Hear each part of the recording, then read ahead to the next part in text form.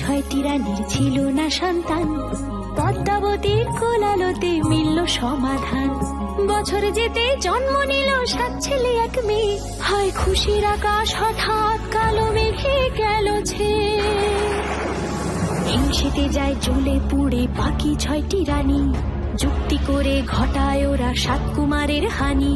সুযোগ মতো 7 ছেলেকে মাটিতে দেয় পুঁতে, বাঁচে একা পারুল, ওরা পায় না তাকে ছুতে।